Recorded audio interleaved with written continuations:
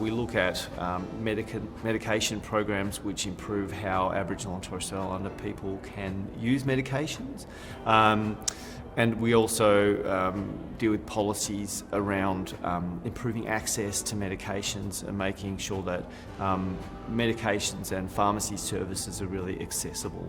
We have been consulting with our Aboriginal and Torres Strait Islander community-controlled health services across the country around how they manage medicines within their clinics. They've essentially asked us to produce some guidelines or some support materials to improve how medicines are managed in the clinics. An organisation like NACCHO that's been working in the community-controlled health space for over 50 years, there's a huge amount of knowledge within our members, and going back over 60,000 years of traditional medicines, foods that made people strong, culture kept people strong. As pharmacists, we need to acknowledge the great wealth of information and knowledge that Aboriginal people hold in terms of medicine management, and work towards how that can complement the way that we do medicines management into the future. Being a pharmacist, obviously medicines is really important to what I do, but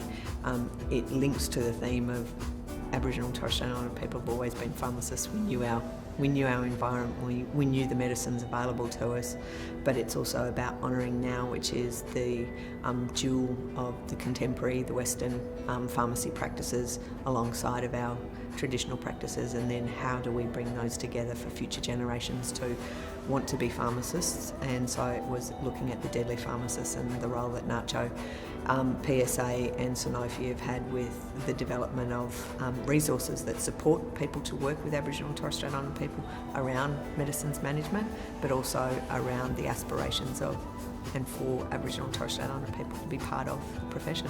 I always wanted to work in the healthcare sector, but pharmacy, I think, to me offers a really unique health intervention point for a lot of people. I think long-term relationships is vital for the type of work that I want to do. I feel like when I was studying to be an ambulance driver, it was getting a lot of exposure to really short-term visits that you get to be with people, but in a pharmacy you get to see people's lifespans and families and grow, and that's what I really am passionate about.